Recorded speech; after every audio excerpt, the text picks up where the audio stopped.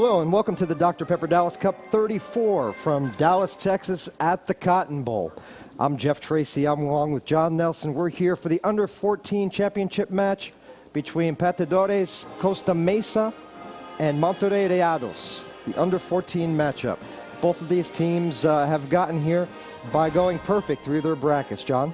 Pateadores a perfect 3-0-0, a total of 9 points. The Chicago Magic just 3 points behind, but Pateadores has started out very strong. In the semifinals, they defeated Arsenal FC out of California 3-1. That's the Under-14 bracket E. Going to bracket B, Rayados finishes perfect as well, 9 points. Pateadores San Diego, Dallas Texans South were the runners-up in that group. And they advanced to this final here by defeating the Dallas Texans Red 5-0. And before that, in the quarterfinals, this is the quarterfinals and the semifinals, they defeated Arsenal. Monterrey Rayados, Jeff, with a 3-1 win over Pumas out of Mexico City. That was their last game. And you see there, just like you said in the semifinals, defeating Arsenal FC 3-1. Defeated Chicago Magic, PSG earlier 1-0. 2-0 against FEMAC Soccer Club. Again, hard to score on these quality teams. 2 goals against. Now for Monterrey Rayados, again, 2 goals against. You see the road to the championship here with the Colorado Rapids, Dallas Texans South, Pateadores San Diego, EDP Tip from New Jersey, and Pumas 3-1, John, in the semifinal match. And understand, we have a very good goalie from Pateadores out of Costa Mesa, California, Anthony Garduno. Garduno in goal for Pateadores. I am told goes to the left, goes to the right, and is almost unstoppable at times. Here are starting lineups for Pateadores. Garduno is the goalkeeper. Galero, Romero, Gonzalez, Macias Jr., Tenorio, Lopez, Peares, San Ramon, Sanchez, and Sanchez III. For the Rayados, Monterrey Rayados, Quiñones, Rodriguez, Talango, Castillo, Lopez, Contreras, Camacho, Zaqueda, Oliveira, Diaz, and Nieto for Monterrey. And you see those large numbers there, John? I was going to ask you about the 3-digit numbers. It's part of the system. If you go to European soccer clubs or South American soccer clubs, all these youth players are within the system. So you start at the professional level. You can start with number 1 through number 20 on that first team. And then as you get younger and younger and younger, you're going to end up with numbers like we have here, 201, 221. So it's definitely a system type thing that exists in other nations within the soccer world. You'll see Pateadores has the common numbers that you would see, low numbers 1 through 20. But it's very, very unusual, but beginning to make its presence, as you see, more so in Europe. Absolutely, and you might see that start to be mirrored here in the United States. I know there are some clubs here in the States that do that as well. It's not common, but it's probably going to be taken off. The teams have the coin toss there. They're going to have to switch sides. Pateadores is going to be going from your left to your right. Christian Nieto's got to run 120 yards the other way. And then you're going to have Monterrey Rayados going to be going from your right to your left. It's kind of interesting, the goalkeeper's uniform for Rayados. It's very, very close to the other players that are on the field. You have the dark navy blue, which he is wearing, and it just got to wonder if it's going to be confusing for the referees once the game gets going. What kind of shoes? That may be the difference. The color of shoes and the soles. Orange and electric yellow, it looks like. So Monterrey Rayados going to have the kickoff, going to be moving from your right to your left. That's looks pink and very Easter-like. The under-14 bracket, there is free substitution up to 7 players. Re-entry is allowed, and the halves are 35 minutes. Pateadores in the white and the black shorts. Rayados in the familiar Rayados striped blue and white jerseys, just like the professionals. Pateadores has a miscommunication there. Ball goes out of bounds, so it's a throw-in for Rayados. It's going to be off of Galera, Santiago Galera, contesting that pass right there. So it's going to be moved over to throw in for Rayados. Going to have a foul there on Galera. Rayados has the kick in infront zone. Moves the ball. You're going to see a lot of crisp passing here between these two teams. Both technically sound, as we talked about, strong defensively. Almost a giveaway there for Rayados, moving the ball forward into the midfield. Lopez undercut by Romero. And as we move the ball back, we're going to have these two teams feeling each other out. Kick right there into a neutral territory in the midfield. Pateadores gains control, then gives it right back to Rayados. Rayados gets the ball, plays it into the center to Mejia. Mejia has the ball again, looks to change field, adjust on the ground, shot, pass. Now the left flank. Galera intercepts that, plays it out of bounds, so it's going to be a throw for Monterrey. Monterrey plays it into the middle, headed off, trying to flick on, but unable to connect with that pass. Pateadores, you see a little kick behind the head there, trying to run on is the forward for Pateadores. There were heavy rains in the Dallas area Friday night, but the pitch, for the most part, is perfect. It's been used all week by the Super Group and by the Under-13 Championship. You know, it does definitely look very playable. There's no issues that we can see. Ball tries to go out of the touch line. Reals try to let the ball play on, but Galera intercepts that and keeps the ball in bounds for Pateadores. But it's intercepted in the midfield by Reals. Ball tried to play through on the ground, doesn't get through past the Pateadores defender. Pateadores working their way through the center circle. Number 16, Felipe Sanchez, gets it over to Macias. Macias plays it back to the keeper, Garduño. Garduño in the electric yellow shirt. Monterrey has it, crosses it over to the middle and kind of overshoots his target there in the middle. Just a little bit too much mustard on that pass. Galera has it on the right side. He's fighting, one of the smaller guys on the field, but he's fighting tooth and nail to get that ball. That pass held up a little bit too long, intended for Hector Lopez.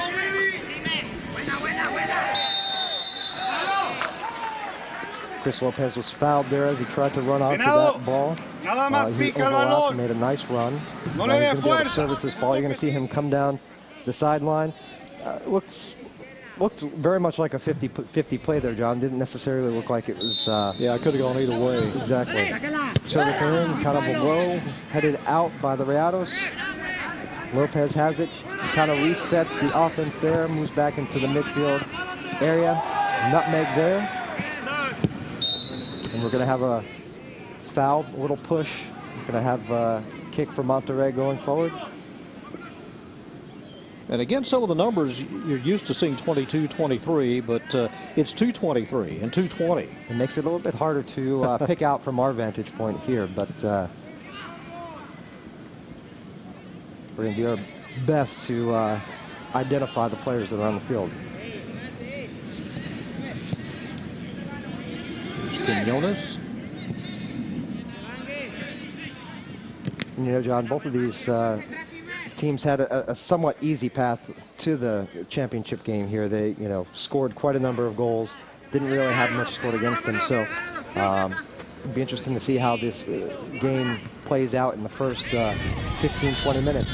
As we see here, Pateadores runs into the box for an opportunity to try and attempt at a clearance.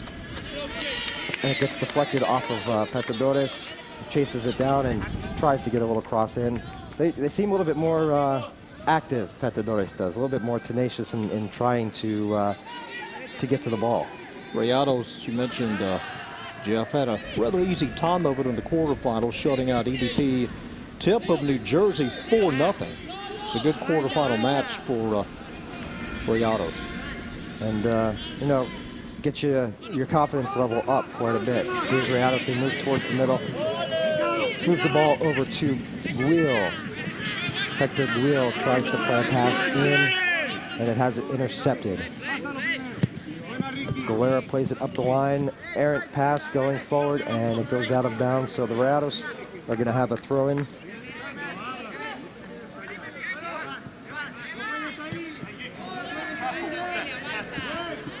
Into middle there, Mejia going forward, jukes out the Pateadores midfielder, and he's going to go almost the length of the field, John.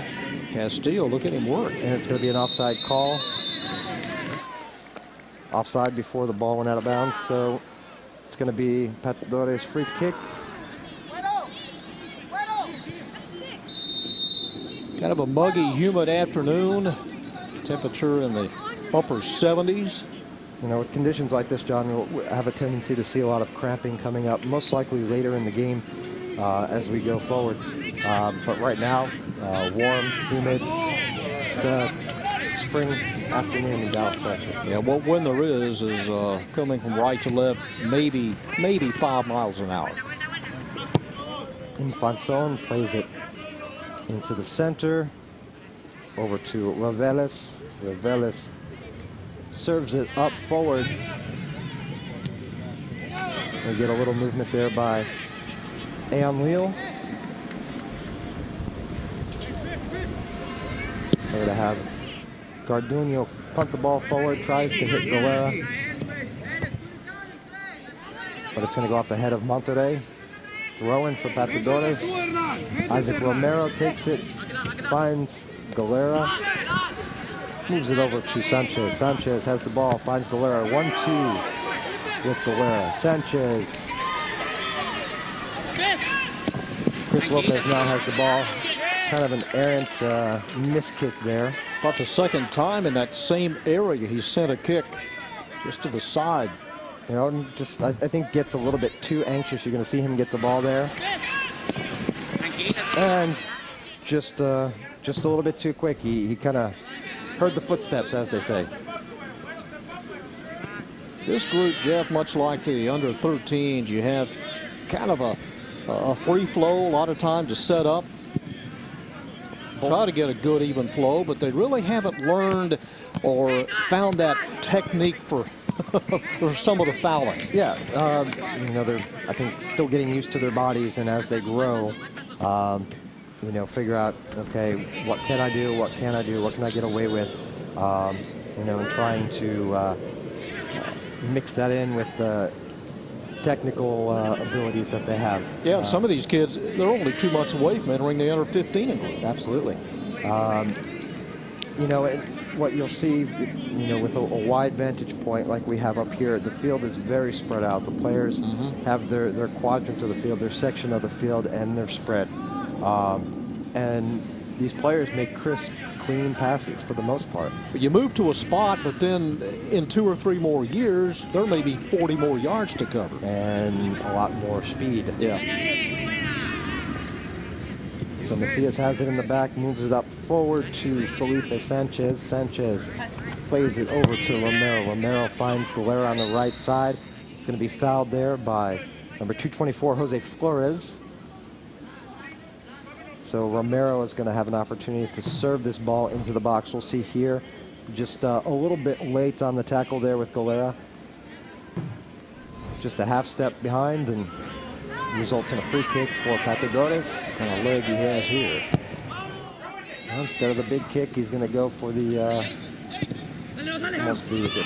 Oh, got a great shot there. Opportunity for Pateadores. Eric Paellas intercepted the ball as it was going towards the goalkeeper.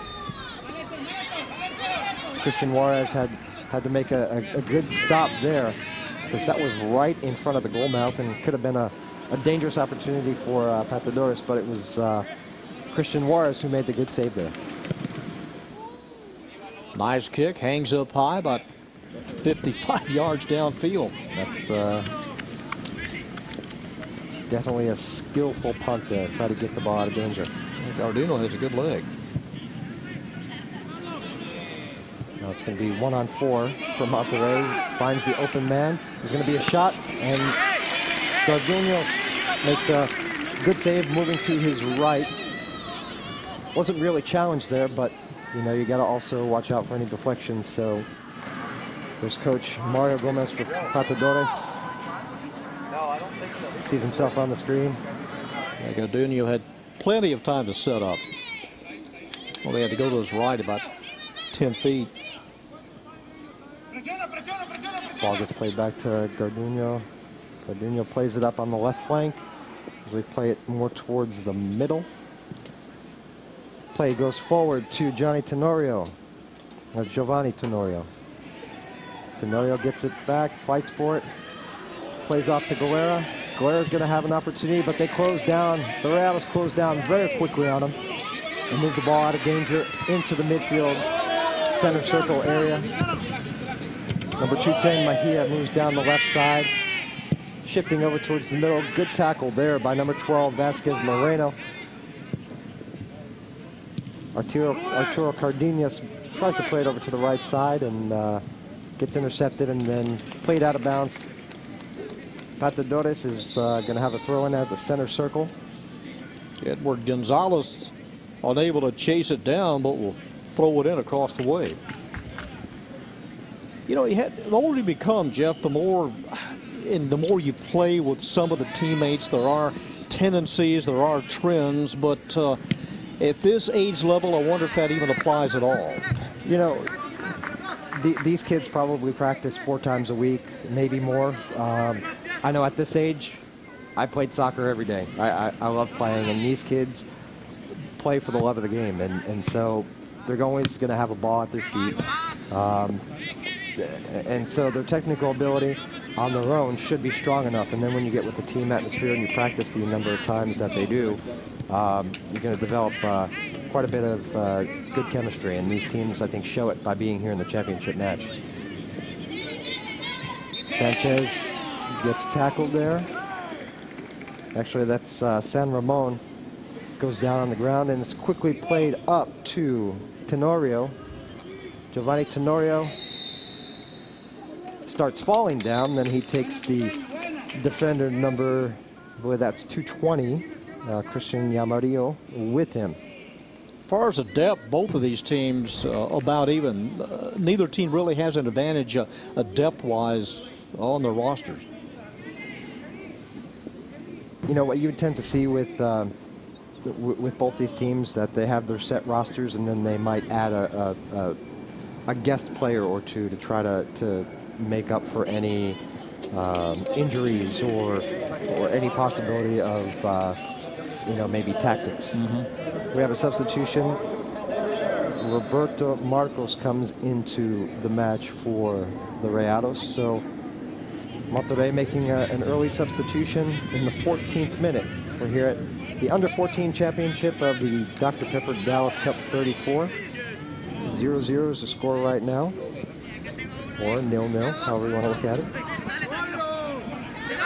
2 goose eggs. Rattles moving the ball forward. Gets the ball out to number 210, Mejia. And the referee has started to let the play go forward, but he called it back and is going to award a free kick to Monterrey Rayados. A chance here to make something happen. Carlos Acosta is going to have the chance to serve this ball into the area. It'll be interesting to see. You're probably going to see a number of guys run to the back post for the Rayados.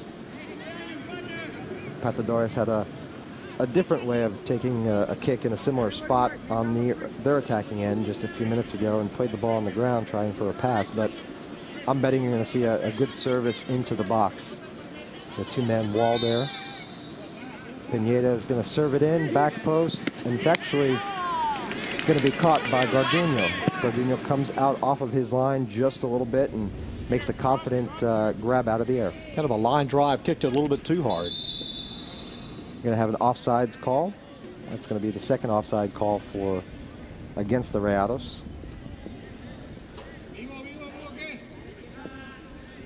Sanchez has the ball, plays it over to Romero. Romero down the line to Galero.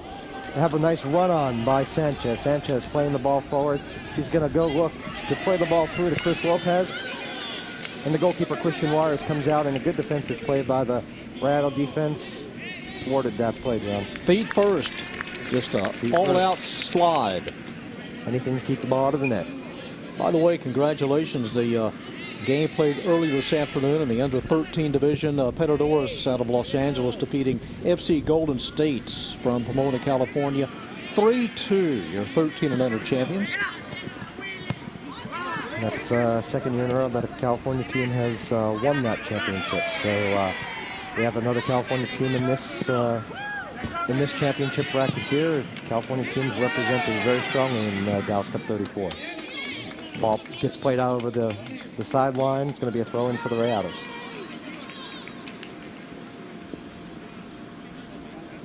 Yeah, you got, of course, Los Angeles, Costa Mesa, Temecula has a couple of teams here. You know, and we talk about it. California, great weather. You can play soccer year-round. San Diego. Could have a foul there. A little catch on the leg against the Rayados. So Pateadores, deep in their end, are going to have a free kick. Play it over to Garduño. He's going to kind of be the middleman and start to work the ball forward. Trying to target Galera. Galera's going to get it and have a throw-in. Pateadores around the midfield area. Going to have a throw-in. Trying to reach number 11, Chris Lopez. And Romero to do it again about 10 yards further down the touchline. Again off the head of Rados. Can't get it over far enough to get to Lopez. Pateadores gets control in the center midfield. Gets it up to Lopez. Tries to go over the top. Rados plays it out. Reset their defense, and Galera's going to have a chance now. Deep in the attacking zone. Plays it back to Isaac Romero. Romero serves it in there, near post. And the Rayados heads it out. A lot of 50-50 balls, a lot of balls in the air. It's a little bit more uncommon from what I think you would see from these teams. You want to tend to keep the ball on the ground as much as possible. You see a ball there go into the middle. Nice 1-2 touch by Pateadores. Almost trickle through. And John, when you have two teams like this, just playing the ball in the air, it's kind of you just almost throwing the dice there. Both teams have a chance, instead of making a crisp, clean pass on the ground like you see right there, which is going to their player. Yeah, you just hope you're not shoulder to shoulder with someone. Exactly. Pateadores has it there on the far sideline. Play it over to Galera. Switch of field. Nice trap from his chest. Ball squeaks through, and it's going to be a foul on Pateadores. Tried to reach out with his foot and get the ball, and got more of the man there. Let's see here. Squeaks through the middle and just kind of didn't even make an attempt on the ball there. Had his sights set on that 3-digit number all the way. Didn't even play the ball. Tenorio took out Mejia there. Rados have it down on the right side. Crosses over into the middle. Nice side volley attempt. A little unlucky, goes wide right, but definitely a good sequence of play there by the Rayados. Crosses the ball after beating three guys, and side, kind of slide slash bicycle volley there. Pineda, I think he's the tallest player for Rayados. He's definitely the target man. Because you can see him a few times they've targeted him on crosses. Gonna play on here. Referee lets them play. There's a little pushing and shoving going on, a little more shoulder to shoulder. William Mejia has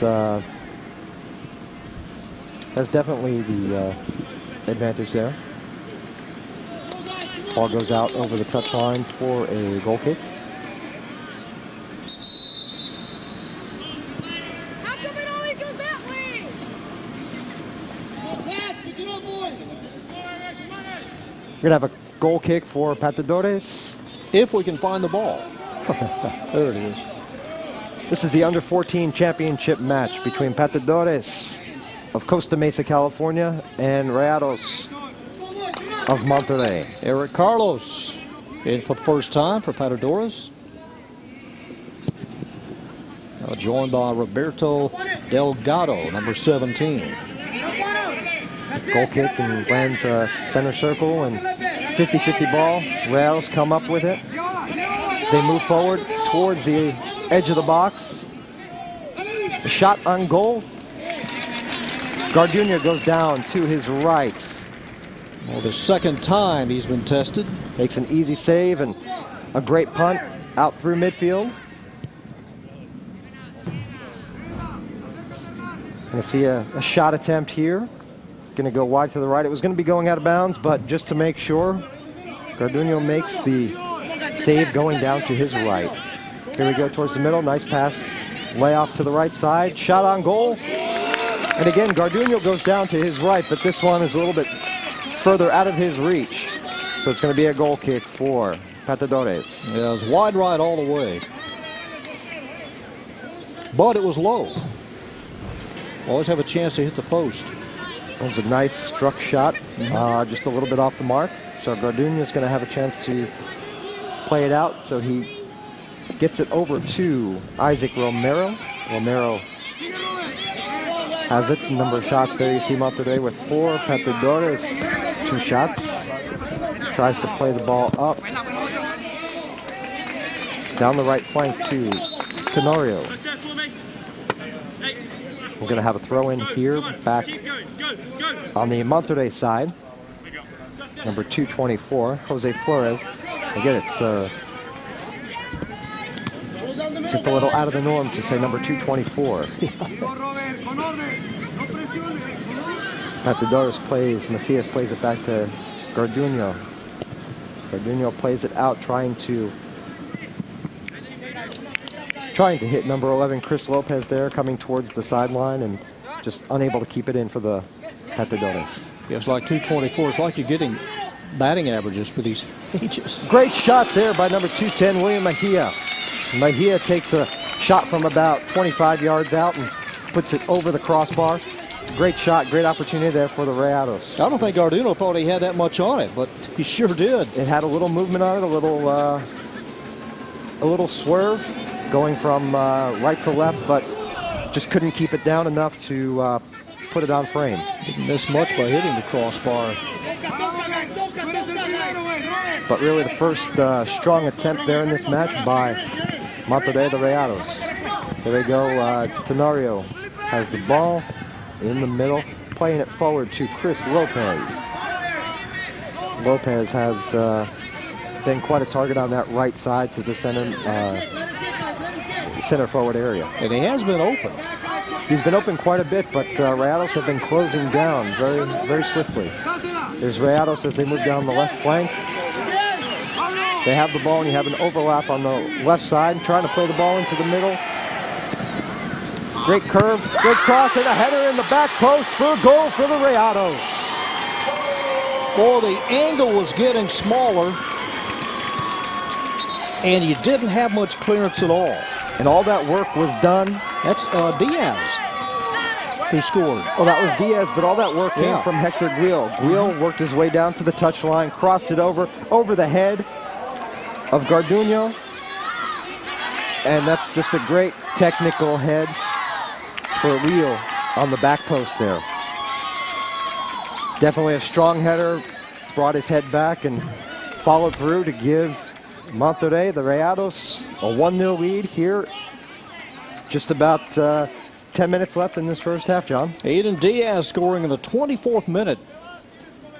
And some substitution. Gary coming on, number 7 for Pateadores. And Carlos Moreno Vasquez also in.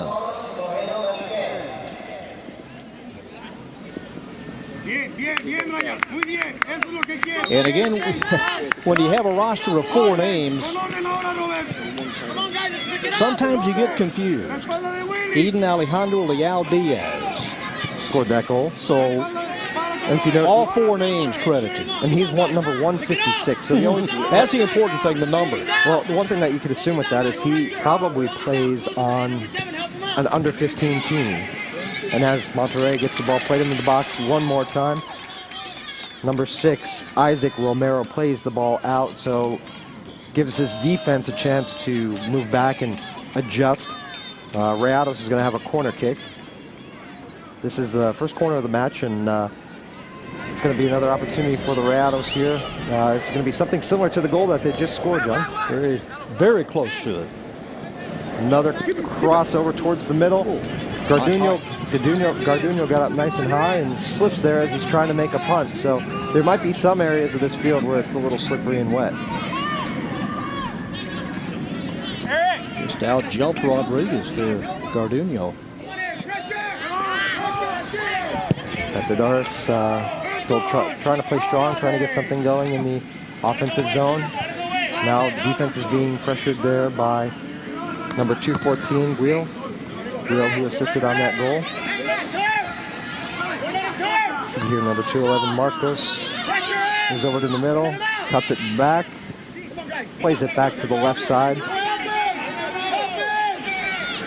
And one thing they always teach you is go to the box, go into the box no matter what if you're close. Here, number 12, Lopez plays the ball up forward, looking for number 2, Abraham Mario.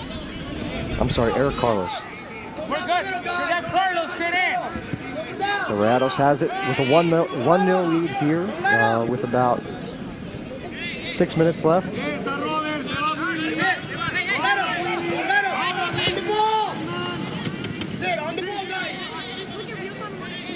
The Rayados definitely looking to get on the attack again, try to put another one on the board. We hear a little chance of Ole from the crowd. Almost waited too long and just a jump block. You know, that's one thing that you're seeing is that Pateadores is jumping a little bit too much. When a guy from Rayados tries to make a run, that's why they're being faked out quite a bit. So they leave their feet too early. Leave the feet too early. So we see here Rayados have the ball, dispossess Pateadores, and he's going to make another run. Cuts the ball back, gets the ball over to the left flank. Going to be intercepted by Ronai. Lucas Ronai plays the ball up to number 2, Eric Carlos. Look at Carlos work. Open. Cuts the ball back towards the top of the box where it's intercepted by Rayados. Number 224, Flores, plays it back to the middle.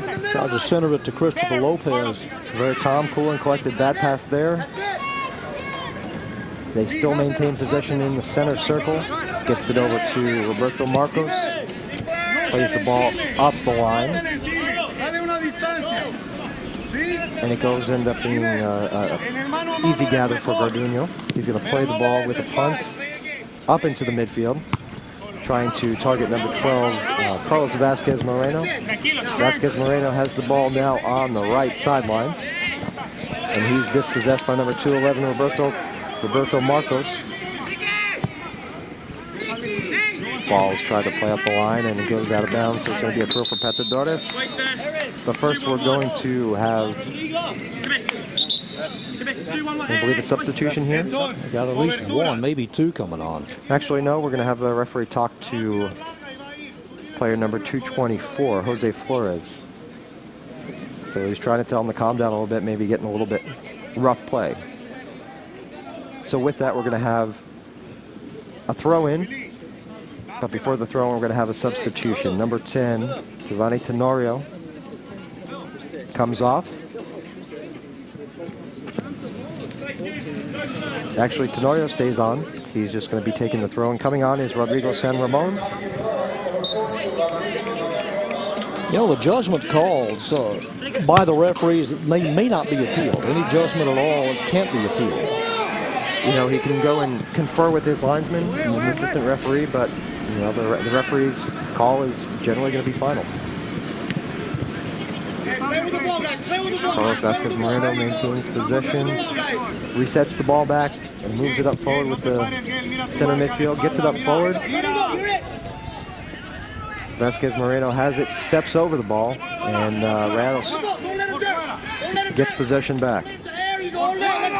You know, and also, not that it would happen to this age group, but disciplinary committee decisions may not be appealed either. No, and you know, this age group, you get the hormones going, you get the testosterone flowing, and there tends to be a little bit more physical play, a little bit more talking amongst the players, and maybe talk back to the referee.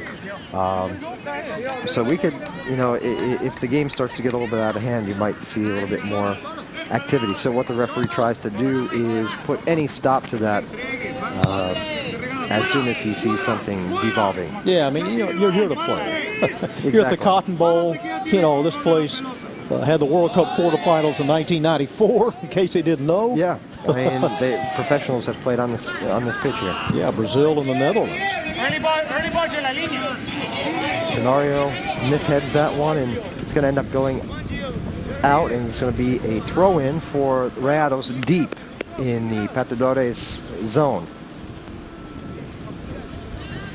So we've seen a majority of the possession down here in the Rayados zone, definitely leading in the number of shots. Pateadores again kicks it out of bounds. Going to be another throw-in for Rayados. Number 224, Jose Flores throws it in, and we're going to have a foul there. And you see the player on the ground. Got the worst of it, Lopez. Looked like he got clipped on his calf, and it's going to be a free kick. So practically like you're going to see the play here. The throw in comes, and Tenorio catches Lopez on the calf. So we're going to have a chance for Rayados. Carlos Acosta is going to serve this ball off this free kick.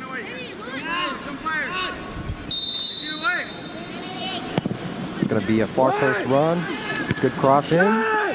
It's cleared away, but back into the box. Another crossover, and that's going to look like it was going in. Garduño had his eye on that and was saved, but it looked like it was going in far post off of the header. I was ready to award a goal, John. Almost fooled Garduño. Rayados get possession back. Pateadores seems to get a couple touches on the ball, and then they get dispossessed fairly quickly by Rayados. Ball comes over to the near sideline. Hector Lopez maintains possession, moves it over into the middle. Roberto Marcos looks to get the ball through. Good pass over to the right side. A streaking Carlos Acosta, and gets shut down by Pateadores defenders. You know, you said you almost called the goal, but for Garduño, with so many guys in front of him, he almost got screened out to the left. He had nowhere to look but to the right. It seemed like he hesitated just a touch there. So Monterrey gets a cross into the box, and it's going to be headed wide to the right. So Garduño kind of adjusted to his right to make a save if it came, but you'll see here from the header. Crosses over into the middle, and Leo, who had the goal earlier, with his head, kind of redirects that ball and tries to put it into the far post, but it went wide that time. Abraham Murillo, number 4, in for Pateadores.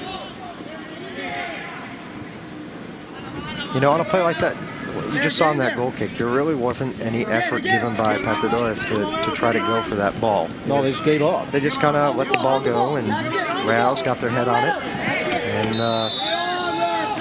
going to have a foul there by Johnny Tenorio, and he's going to be called over by the referee because this is probably the 3rd foul that I've seen from Tenorio in the past few minutes. Very close to the end of the first half.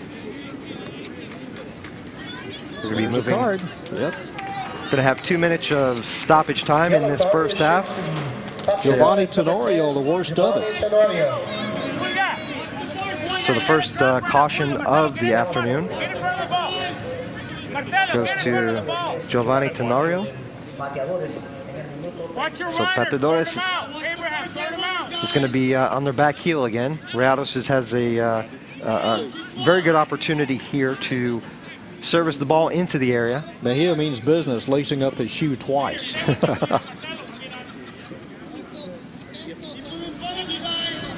With time winding down here, looking at probably about a minute or so left in this first half. It's going to put right shot onto the frame, and Garduño made a good move to his right to get the ball into his mitts. Yeah, nice strong kick, just parallel to the inside post. Pateadores cuts inside there. Number 7, Lucas Ronay, tried to maintain control, but it's kicked out of bounds for a throw-in for Pateadores. Less than a minute left, looking at stoppage time if you're going by the clock, unofficial time that you're seeing on the screen. Pateadores has it down on the left side, deep in Rayados territory. It's going to be out of bounds for a throw-in. Roberto Juarez taking the throw. Gets a little touch in there. It's going to go over the crossbar. You know, if you're somebody on a far side of the field, you see the net move just a little bit, you might think, oh, You think it's a goal. That's a goal. Yato with a high jump, and fortunately for him, right on top of the back net. That net's, the crossbar is 8 feet high. And that's going to be the end of the first half here. Monterrey Rayados on a first half goal by Ayan Leal in the 25th minute has the lead in this under 14 championship match here at the at Dr. Pepper Dallas Cup 34. We're going to take a little break and we'll come back with some highlights and the second half.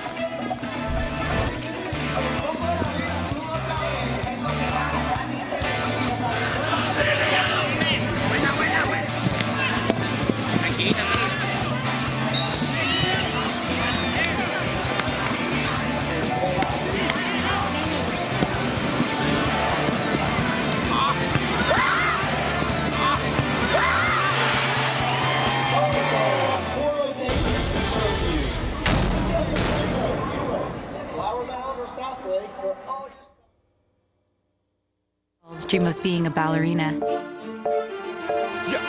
But not many get their start at the local Boys and Girls Club. Even fewer go on to perform for American Ballet Theater. And help open the doors of ballet to everyone. I'm Misty Copeland, and I'm one of a kind.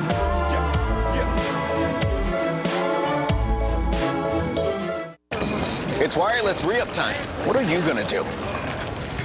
Go into lockdown for 2 years? Promise to pay thousands? Break the behavior. Don't re-up. At Metro PCS, we have it all. 4G LTE speed, a 4G LTE network, and hot 4G LTE phones. Unlimited everything, no data caps, taxes and regulatory fees included, and no annual contract. So don't re-up, trade up. Because we have it. Metro PCS. People say I catch everything. It's true, because I have Time Warner Cable video and internet. I can watch thousands of on-demand movies and all my favorite shows anytime, anywhere. On my smartphone, on my tablet, super fast on my laptop, and my 60-inch LCD. Uh-oh. Whatever you're passionate about, Time Warner Cable invents better ways to love it even more. Time Warner Cable. Enjoy better. Did you know? Now, Time Warner Cable gives you access to over 60,000 free Wi-Fi hotspots across the country. Just look for the TWC Wi-Fi or Cable Wi-Fi network or download the app and you're all set. Did you also know? Right now, 20 volcanoes are erupting somewhere on Earth. These would be hotspots you may want to avoid. It's better to know. Whatever you're passionate about, Time Warner Cable invents better ways to love it even more. Time Warner Cable. Enjoy better.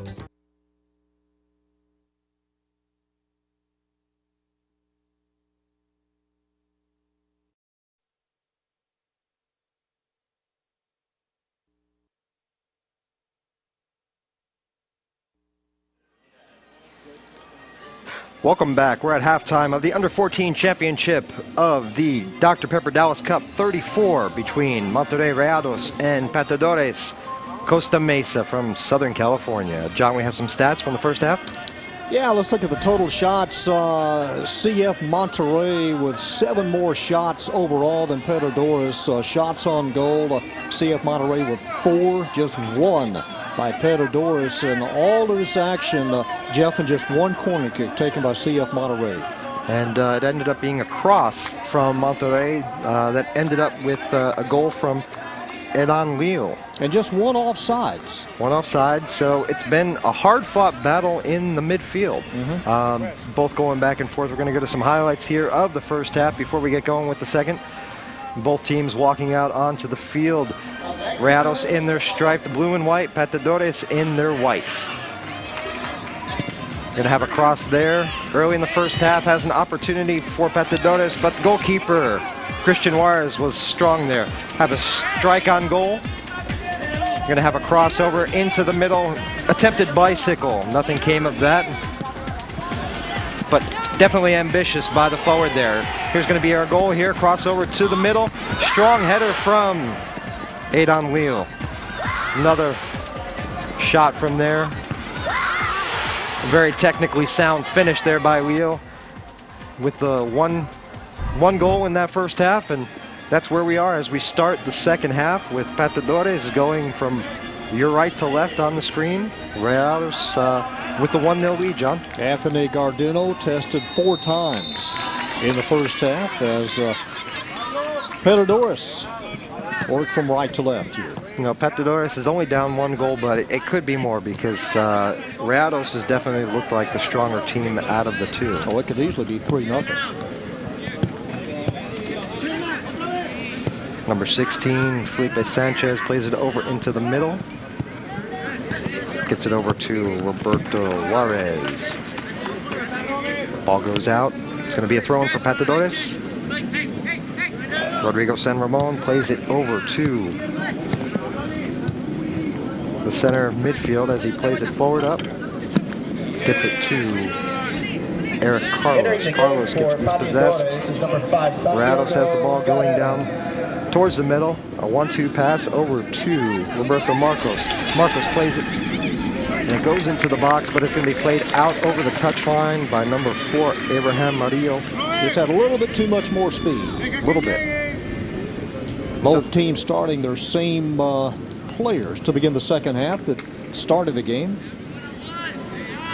It's going to be a corner kick for the Rayados. It's going to be a left-footed in-swinger. Look to see this ball go towards the center of the box. It gets there and it's headed out by Pateadores. Turns around, shot from Monterrey, deflected back, going back and forth. Headed out by Pateadores and then just took one in the middle of the back. William Mejia gets the ball, tries to put a shot in. It's kind of a weak shot, not a problem for Garduño. Garduño punts the ball up, going towards Eric Carlos. It's a nice running kick by Juarez, the goalie. Rayados playing the ball up, gets the ball over to Carlos Acosta. Acosta's fighting there on the sideline, and the ball gets booted out. Pateadores trying to play up the left flank here, gets it over to Roberto Juarez. Juarez moving up the right side. Now he's being dispossessed by 2 Rayados defenders. Delgado did all he could not to push off. Mejia caused a little trouble there, and now it's going to be a kick for Pateadores. Rodrigo San Ramon is going to have a chance to serve this ball into the Rayados box. Again, this is just like a corner kick, so players have their positions that they practice to try to either go near post or far post. Going to look for I'd say a near post run on this kick, the way the players are positioned. Well, look at him dance around. Plays it out towards the top of the box. Kind of almost looked miskicked. Lucas Renai is dispossessed in the offensive zone. It's taken across the center line by Rayados. Rayados look like they have numbers. cut back towards the middle. Gets the ball into the box. Pateadores gets possession and gets it out of trouble. Roberto Juarez has the ball, moves it over to San Ramon. San Ramon kicks it out over the middle line. So we got a tough tackle there, but Eric Carlos maintains possession, coming towards our camera there. Carlos is a big kid there for a 13-year-old.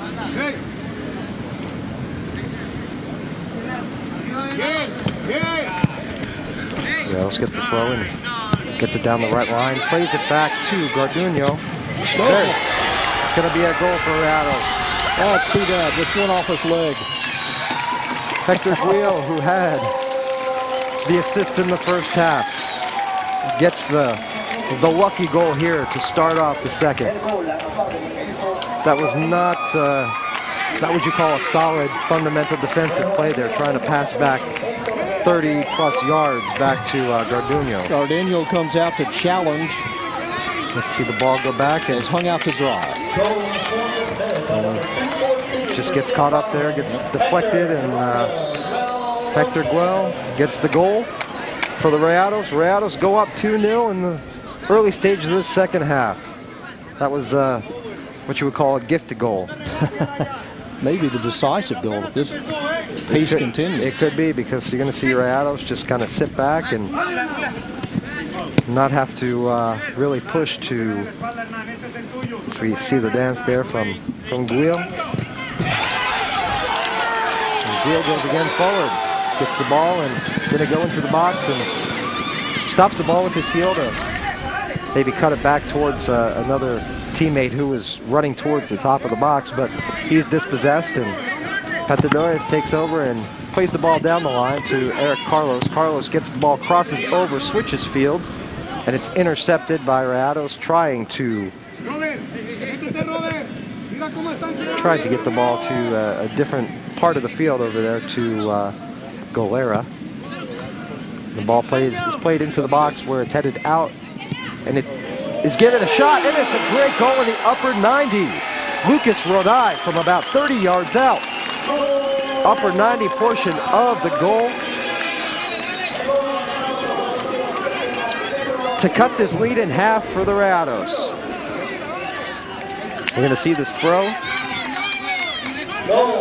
Goal coming in the 40th minute as he stuck it top left. Marcelo Ugari.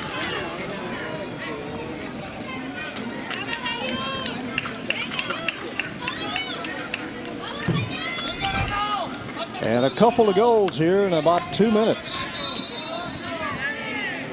And this is going to, I think, increase the pressure, because we just talked a minute ago about Rayados being able to sit back a little bit, but with that lead getting cut in half, they're going to have to still keep a bit more offensive mindset. Well, the kick, he almost kicked it sideways. I mean, he didn't have much more time to waste, and Aguirre pulls his team to within one. It was definitely a quality shot, struck well, and it's in one of those spots where the keeper just has no real opportunity to make a save. Yeah, more space behind you than in front. Ball goes out of bounds, and in the midfield, Pateadores is going to have a throw. We're going to see a substitution here in a minute for Pateadores, but until then, we're going to have a throw.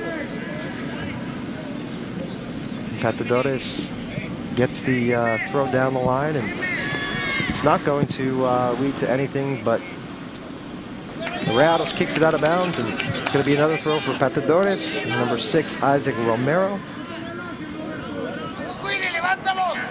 Romero gets the throw, gets it over to Carlos. Carlos and Golera touch the ball back and forth to one another. Pateadores maintaining possession there. Aguirre gets the ball down into the offensive zone. Crossed over by Golera. Golera gets it into the middle. Plays back to reset the offense there. Number 14, San Ramon, tries to play it across the field. Rayados intercept and try to play forward. San Ramon now gets the ball back again on the left side. Juarez is touching the ball forward to Sanchez. Sanchez gets the ball back. Back to Juarez. Juarez tries to serve into Carlos. And it gets a touch from the Rayados to clear it out of the box. Rayados now going forward, going towards the midfield line. Number 218, Carlos Acosta, has it. Jukes once, jukes twice. Plays it back towards the center circle. The ball is shifted over to the left side of the field. Rayados' job not resting too much. They're moving forward, trying to score some more goals. Yeah, they realize what's at stake, and that goal really ignited as the rollover. Carlos, kind of a somersault, appears to be okay. The big, strong kid back there and leading the offense. He's definitely the target man for Pateadores. Delgado with the throw in. Looking to Sanchez. Sanchez has the ball moving towards the middle. Back over to Juarez on the left side. Juarez trying to find his opening there. Tries to go backwards, but goes off of a Rayado. Rayado saves it. Good thing that they did, because it was going out of bounds. Or did he? He did not save it, so it's going to be a corner kick for Pateadores. And this is first corner kick for Pateadores. 1 for Pateadores, 2 for Monterrey. Well, keep an eye on Carlos in the middle and Sanchez, number 16. Definitely Carlos, because he looks to be one of the taller guys. So it's going to be Aguirre serving the ball in. It's going to be right in the middle of the box. And everybody seemed to jump a little bit too soon. Carlos gets the ball back, serves it in. Goalkeeper goes up, and he's challenged by, looked like number 7 there.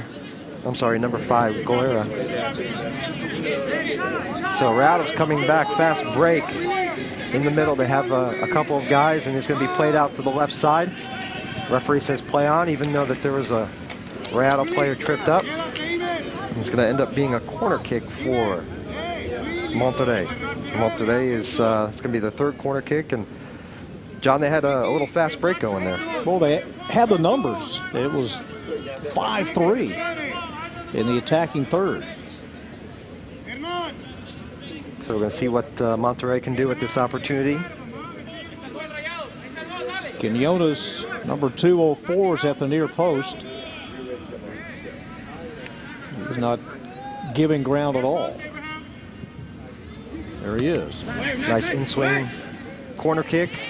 It's going to end up being cleared out by Aguirre as Pateadores runs on. Golera gets it. First mistouch goes towards the center circle, and he's going to be taken down. And the referee is going to caution the Rayados player there. Yeah, it is enough to draw the caution, no question. Because that was definitely more of less of a play on the ball and more of a play on the man. So. Yellow card issued to CF Monterrey, number 210, William Sergio Mejia Castillo. William Mejia is cautioned there in the 47th minute, with Monterrey Rayados leading 2-1 over Pateadores. Costa Mesa. Gonna have a substitution. Number 11, Chris Lopez, and number 15, Ernesto Sanchez, are coming on for Pateadores. And number 15, Ernesto Sanchez in for Murillo, Abraham Murillo, number 4. And one player we see here, Santiago Golera. He had been on the right side. He shifts over to the left side. Oh, and the ball's played in over to the box. And Eric Carlos had an opportunity there to put the ball in the net. Boy, he puts his hands to the back of his head, looks up to the sky. The goalie was backing away. And a great opportunity lost. Eric Carlos was pretty much one-on-one with the goalkeeper, and still upset at himself. You see the goalkeeper there for Monterrey is a little shaken up. He got a little bit of a jar there from Carlos. Carlos is a big kid, so. Trainer comes out to attend to Christian Juarez.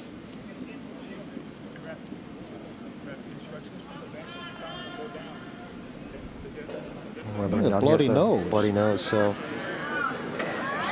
Number of Rayados fans, Monterrey fans. Monterrey not too far across the border from Texas, so an easy plane ride up to the Dallas area to watch their team.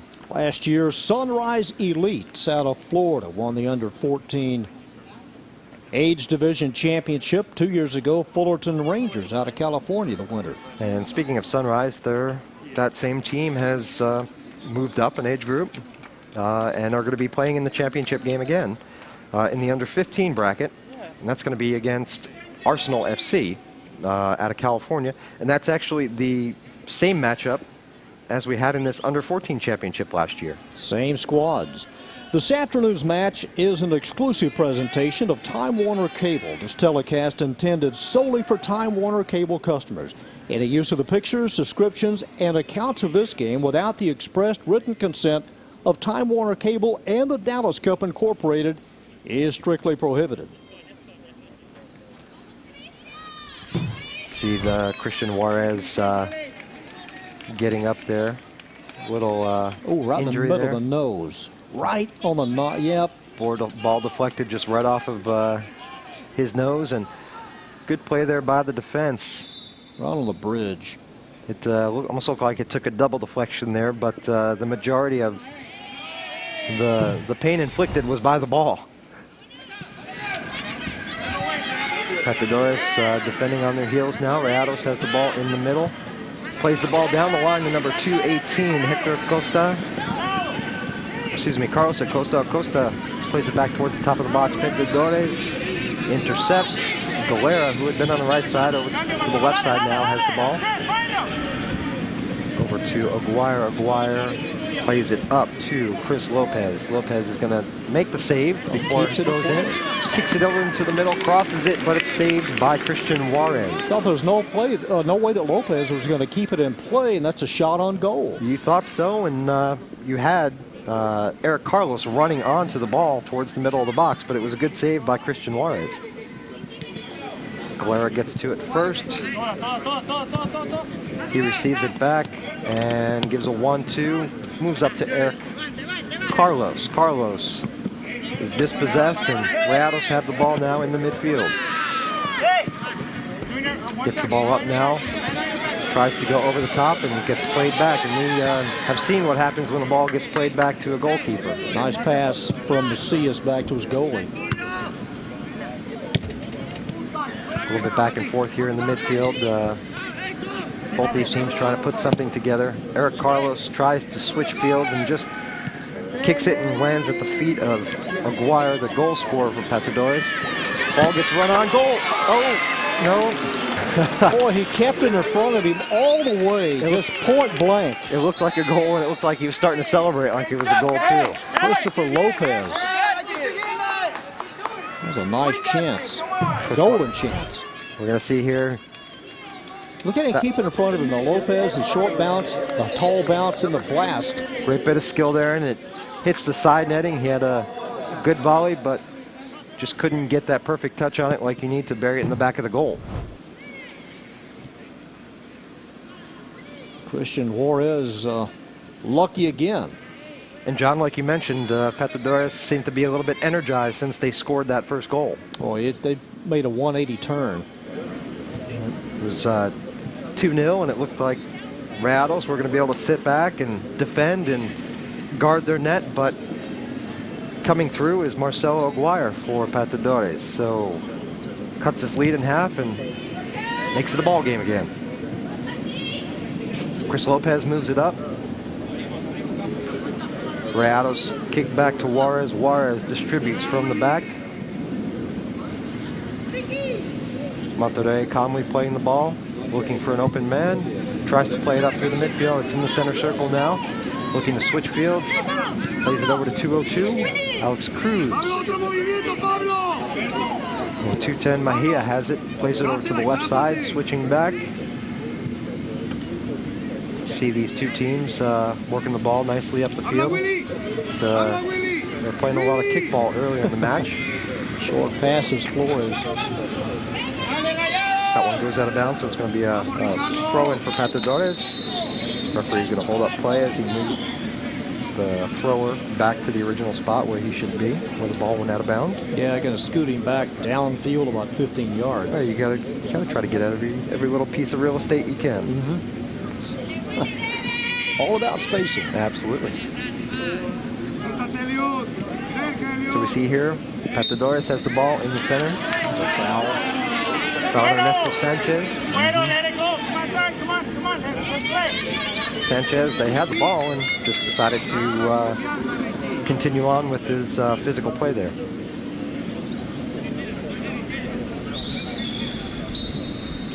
So these two teams fighting it out for the under-14 championship. Monterrey Rayados currently leading 2-1 against Pateadores. The shot from the center line is serviced into the box, and it's easily saved by Anthony Garduño. Garduño booms it out. A little bit of windows back. Now Pateadores trying to put something together. Moves it over to the left side. Santiago Galera has the opportunity, and he gets to it right after Rayados gets a touch, and it's going to be deflected off of Galera for a goal kick for Rayados. We're going to have a substitution here for Pateadores. Coming out is going to be Eric Carlos from up front. Probably get him a couple of minutes rest, and there's still about 15 minutes left in regular time. So coming on is going to be Giovanni Tenorio. He comes back into this game, John, after playing a good number of minutes in the first half, and he was cautioned. Warned heavily. He was. A little pushing and shoving there in the center circle. Pateadores is going to be the recipient of a free kick. Referee is going to move Rayados players back 10 yards. Roughly 16 minutes left in the game. Going to be a service in from Sanchez into the box, targeting Galera. Galera saves it back into the middle, and it's going to be point-blank header right in the middle, and Christian Juarez comes up with a great save. Tino Reno.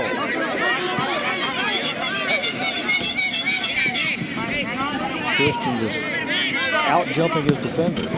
Nice save. That was a good save, though, by Galera to keep it from going out on the touchline. And I think probably inadvertently made a service, giving Pateadores a good goal-scoring opportunity there. Number 215, Jose Dominguez, has the ball now. San Romain is hurt. A man down for Pateadores. Man down. We're going to have an offside call right here. It's going to give an opportunity for the referee and the trainer to check on San Ramon, kind of clutching his hamstring in the back. And yeah, he hasn't. Yeah, he's in a little bit of pain. He hasn't moved at all since it's like he went down. There you have a Charlie horse strained muscle, maybe hamstring. You know, as we talked about earlier, with the weather being what it is, we're mid-70s, high humidity. There was rain that moved through the Dallas area last night, so possibility of some cramping.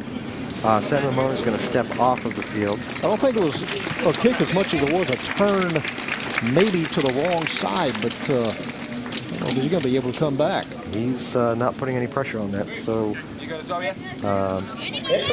Pateadores is going to, Edward Gonzalez is going to come into the match for San Ramon. San Ramon stepping off the field, now he's being tended to by the trainer.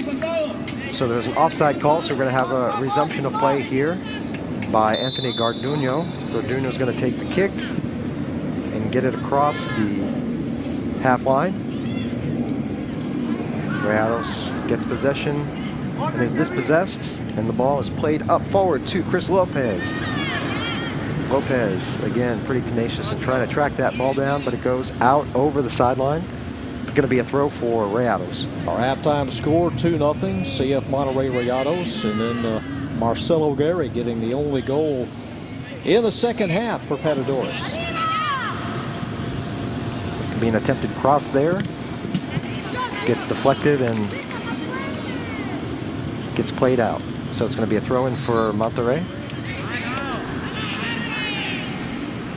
Throw-in down the line. Never looked like it went in, but it apparently did. Came to the ball. And it's going to be played into the box. A nice throw. Edward Gonzalez has it. Gonzalez has it, surrounded by two Rayados.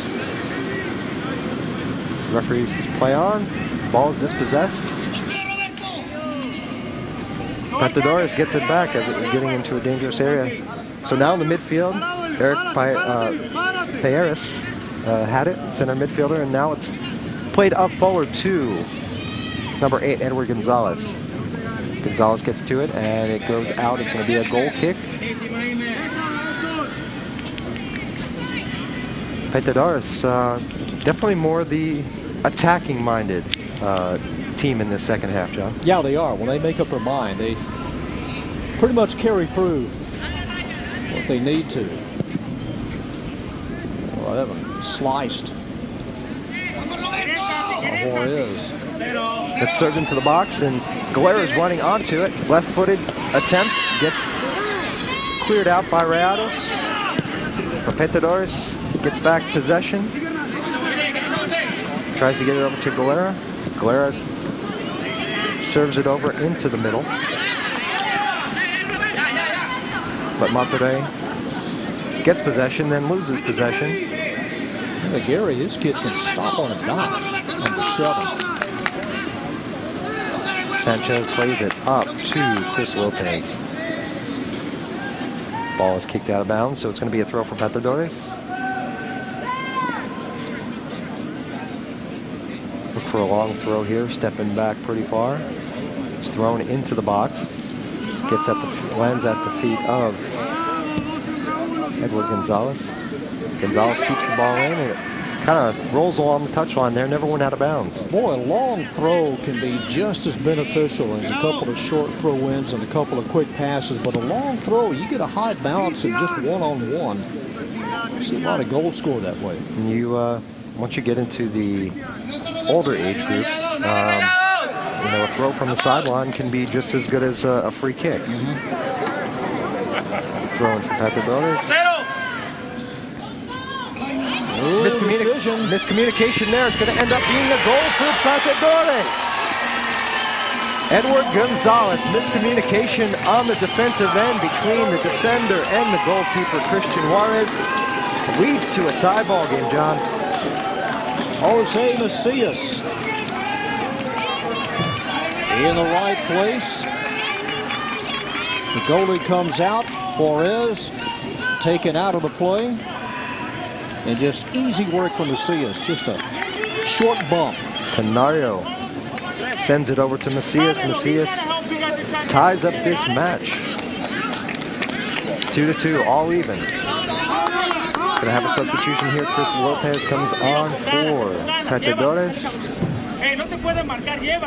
Roughly 20 minutes after Gary's goal, the Macias goal. And a 2-2 tie. So all evened up here in the under-14 championship match of the Dr. Pepper Dallas Cup 34. We're in the 62nd minute, all tied up 2-2. Monterrey going forward, trying to attack, gets the ball through. Save. Just tried to clear out by number 13, Eric Pateadores.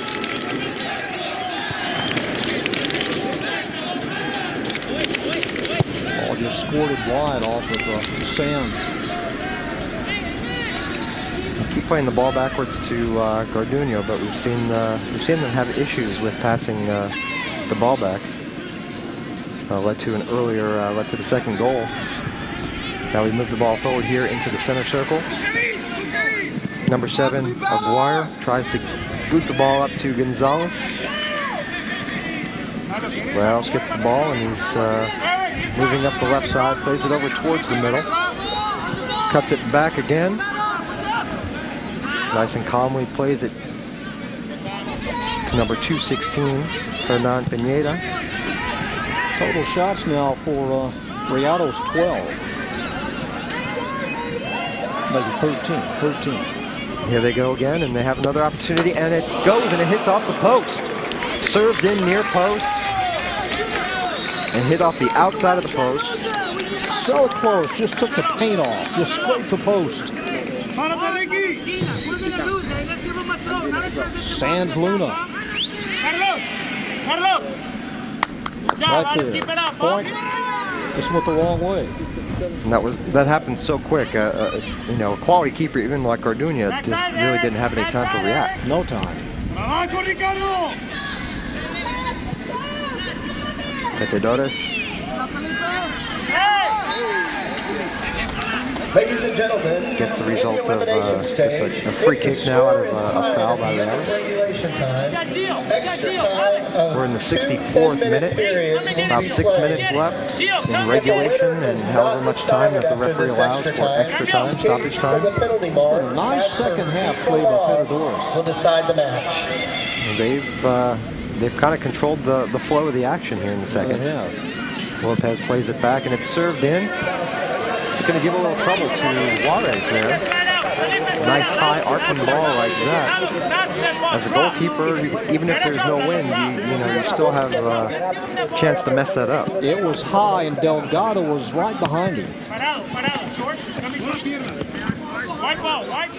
It's going to be a throw-in for Rayados on this near sideline. It's going to be a substitution for Monterrey. Entering the game is number 210, William Mejia. Substitution for CF Monterrey. Entering the game, number 210, William Sergio. Got total sunshine now for the first time today. And he's seeing some shadows there on the field as Rayados play it up forward, entering the box. It's going to be deflected off of Pateadores for a Rayado throw-in.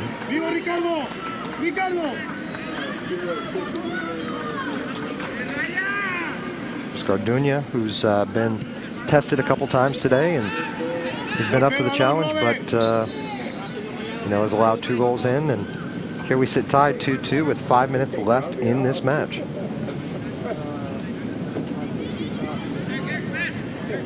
And we can probably look, John, for both of these teams to really not throw too much forward, but just kind of sit and play. And if this goes to extra time, well, start a new game in extra time. I was going to say, if they've never been in this position before, you might want to play kind of cautious. Exactly. We're going to have another substitution here. Eric Carlos in for Pateadores. Substitution being made by Pateadores. Entering the game, number 2, Eric Carlos. Carlos takes the place of Gary, number 7. Got the first goal in the second half. The ball gets played up forward to Macias, the second goal scorer.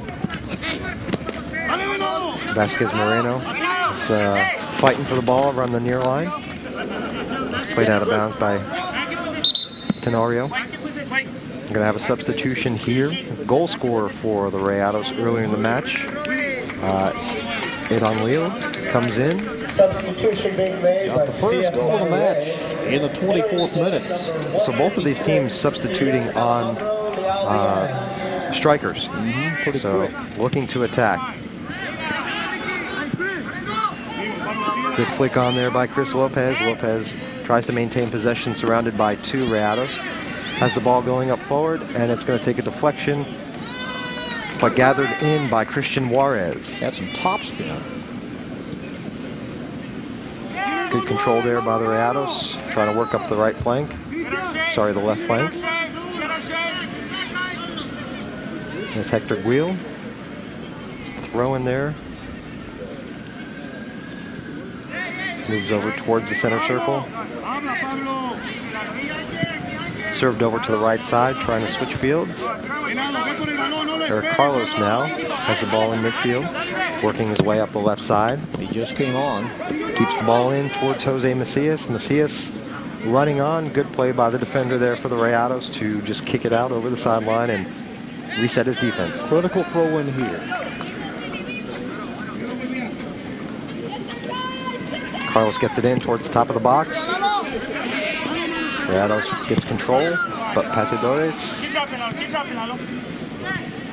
wins back, but Rayados dispossesses. So now they play the ball forward, looking for number 225, Sands. And it's Leo who gets a shot into the box. Ends up not really amounting to anything, but Garduño now has possession, and he uses his big punt and kicks it forward. Well, if the score is tied, There'll be an extra time of 2 10-minute periods. And after that, if there's no scoring, then we'll go to a shootout. On the penalty mark. Which is never a quality way to settle a championship. But both teams here trying to not make it go to that point. Rayados in the attacking zone now goes back towards the midfield. Eric Carlos runs on. Excuse me, that was Jose Macias. Now Carlos has the ball. Sense of urgency here. Carlos looking. Had a weak throw in his last time. We have just about a minute left in this second half, and then whatever extra stoppage time, we've probably had about 3 or 4 minutes. I was trying to hear, I believe I heard 3. They'll flash it up there in just a minute, but Pateadores gives up possession, and Rayados now moving across the half line.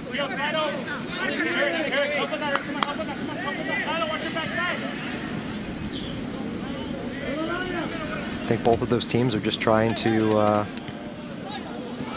Nice header and a save, an all-out save by Gardano. A great cross there over into the middle. We're going to see here a serve into the middle of the box, and Wheel, nice snap header. Now we come back. Pateadores has a shot, and it's deflected off, and it's going to be a corner kick. So quick action back from end to end. Chris Lopez is going to go and take the corner kick for Pateadores. This may be it. Last chance. Ladies and gentlemen, there will be a minimum of It's going to be 3 minutes of extra time, and the crossover into the middle. It's cleared out by Rayados. But Pateadores gets possession back. It's going to be kicked into the box. Rayados players go on, and then Chris Lopez gets possession of the ball, and he's surrounded by 2 guys, and he keeps the ball in one way or another and tries to cross it back over the mouth of the goal, but a little bit too much. Eric Carlos kicks it over to Macias. Macias has a shot, and it's deflected off the fingertips, and then a drive by Lopez. It's a save by Juarez, and then the deflection came down to another Pateadores player, and it's another save by Juarez. Lopez with an opportunity.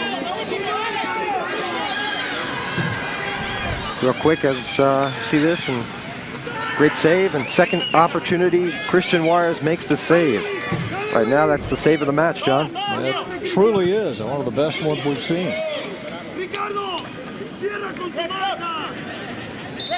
So we got about 2 minutes left. There's going to be a substitution for Pateadores. Number 17, Roberto Juarez, coming on.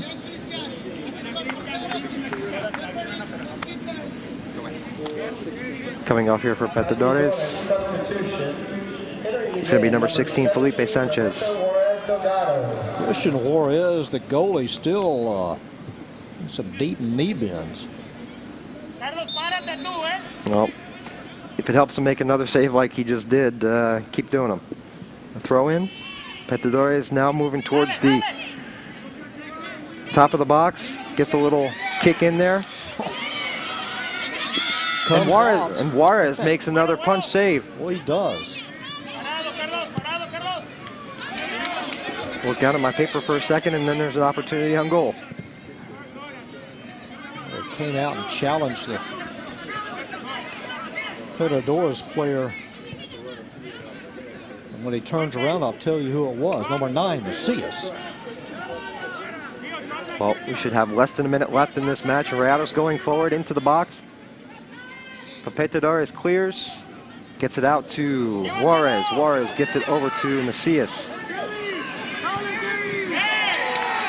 That's a good tackle there. Lopez maintains possession. 1-on-3, gets across into the box, gets flicked on, and Juarez has to end up making a little bit of save. Seemed off of his own player. We're approaching the end of stoppage time here. Maybe another few seconds over the 3 minutes that they allotted. Monterrey making one last final push. this possession in the midfield. Now Pateadores going forward. And it's Juarez moving. And there's going to be a shot and a deflection. Referee looks like he's going to let play continue on for this corner kick. This should be the last play of the game, the last opportunity for Pateadores in regular time. That last kick was redirected by Quinones in the direction of his goalie. Chris Lopez stepping up to take this corner kick. This should be the last play in this second half. Back post, and it goes over the hands of Juarez, and fortunately for them, there's nobody there for Pateadores, and that's going to end the second half, all tied up here in the Under-14 championship of the Dr. Pepper Dallas Cup 34. We're going to be going into extra time. 2 10-minute periods is how this Under-14 championship will be played out. We're going to have a little break, and then we're going to come back with extra time and settle this Under-14 championship. We'll be right back. Extra time at 2.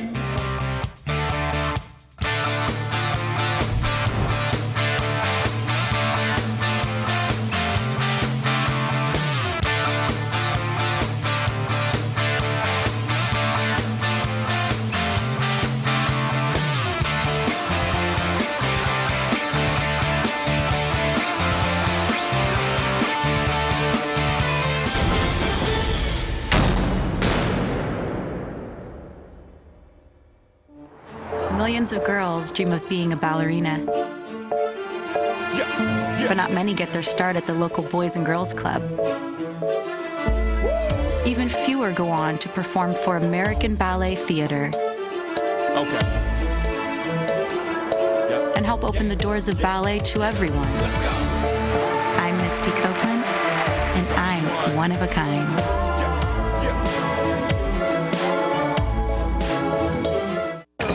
It's wireless re-up time. What are you gonna do? Go into lockdown for 2 years? Promise to pay thousands? Break the behavior. Don't re-up. At Metro PCS, we have it all.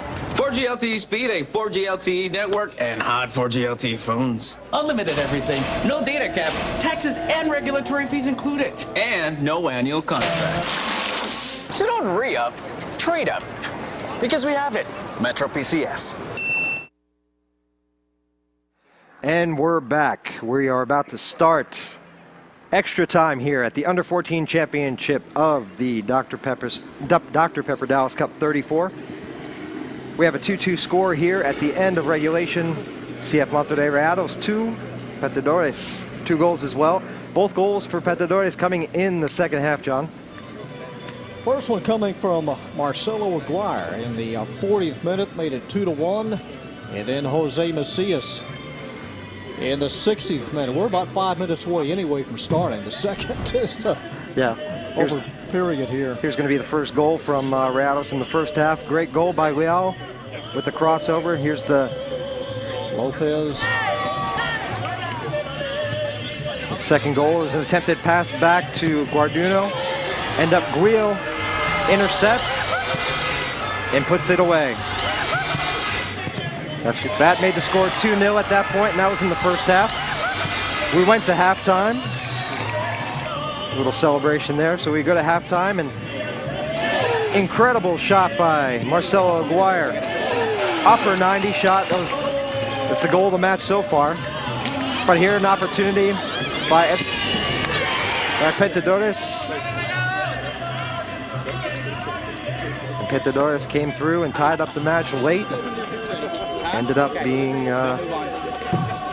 being more of an opportunity for see some better soccer, because it was settling into a chance for these two, for basically Rayados to just sit back and defend. But Pateadores came on in that second half of the second half and tied it up. And now we're going to extra time, as I see both teams here getting some stretching, a little bit warm up.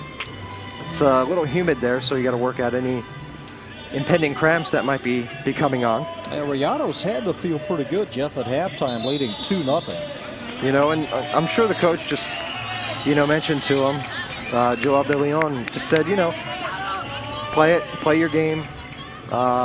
Maybe give him a pep talk that told them to keep doing what they're doing, but Pateadores, whatever they were doing in the first half, they changed it completely and allowed them to score 2 goals to tie this up. So we're going to have the coin toss here. New life for both teams here. Just like the start of a new game, a quick 10-minute game. Excuse me, a quick 20-minute game, and then we'll see about settling this under-14 championship. So both teams are going to maintain their position on the field. Rayados going from the right to the left to start. Pateadores or Monterrey going to have the kickoff. So for the first 10 minutes, Rayados are going to be going from right to left, and they're going to have the kick to start. Yeah, both coaches, everyone in place. Championship Saturday here at Dr. Pepper Dallas Cup 34. Dallas, Texas at the Cotton Bowl. Cotton Bowl built back in 1930. The old NASL and Major League Soccer also played many games here. And now the under-14 championship of the Dallas Cup. Moved it back here after being in FC Dallas Park in Frisco for the past few years. Rayados has possession, moves down the right flank. And now there is no golden goal in this. It's 2 definite 10-minute periods where after the end of the first 10 minutes, the teams will switch sides, get a quick break. Yeah, it won't be much of a stoppage. No. So if there's no score at the end of these 2 10-minute periods, then there will be sudden death goal kicks. I say sudden death goal kick, sudden death penalty shootout. Vasquez Moreno has the ball, moves it forward to Juarez. Really the first possession of this extra time period for Pateadores. Ball's played quickly over to the left side, or to the right side to Chris Lopez. You're going to see the foul here. See the extension of the arm, and easy foul call there for the referee.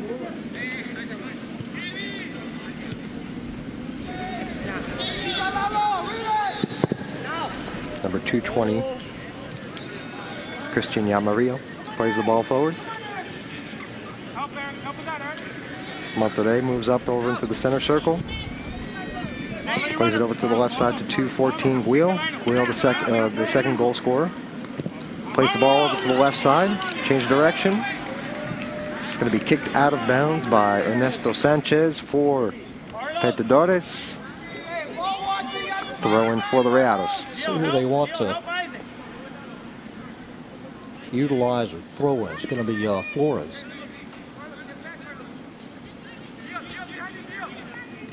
And there can be no offsides on a throw-in, so you can be behind the defense. You can. Yes. Pateadores has possession.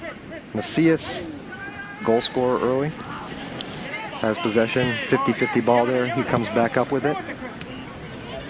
It gets deflected over into the middle. A little dangerous there for Rayados for a minute, but he clears it up. And there's going to be a stoppage of play. There's going to be an offside call. Player wasn't in an offside position, kind of walking back towards the half of play, his own half of play, and couldn't tell if he got there in time. Ends up being an offside call, so it's going to be a free kick going forward for Pateadores. And the service here towards the top of the box. Wynn holds that up just a little bit. Ball's played over to the right side. Lopez has it, tries to go down. Good tackle by Rayados. Now Pateadores gets possession back. Vasquez Moreno has it. He moves forward looking for an avenue to pass. Kind of gets pushed out towards Giovanni Tenorio. Kick. Tenorio lost his footing on the touchline. And as you talked about, with areas near the sideline, maybe it being a little bit slipperier than the middle of the field. Yeah, that's the most wet spot. But the field is in perfect condition. We've only seen 1 or 2 slips from both sides. Yeah, when there is dried it out a little more in the last couple of hours. Rayados is going to have a throw down in their attacking zone. Wheel plays the ball back, gets possessed or get passed over into the middle of the box. Pateadores moves it forward across the center line. And Lopez is down. Got kicked hard on the right shin. Christopher Lopez. And there's two Pateadores players down there, Lopez and Juarez. See here, see the kick. And just Juarez looked like he landed a little bit awkward. Yeah, there is a little bit of protection, but not much.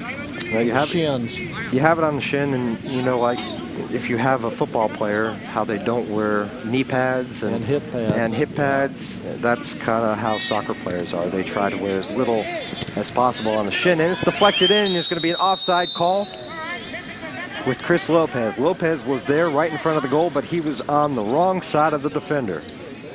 He was on the opposite side, just out of position. But it was definitely a good opportunity for Pateadores. Offsides number 3 for Rayados. That's the first one for Pateadores.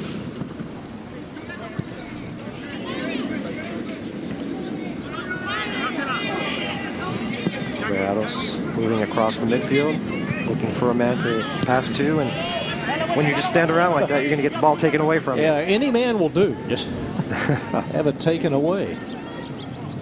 There's a little kick there, and Rayados get possession. We're going to move the ball up towards the middle to the top of the box service, but it goes a little bit too far, and Garduño gathers it in. Easy two-bounce save for Garduño.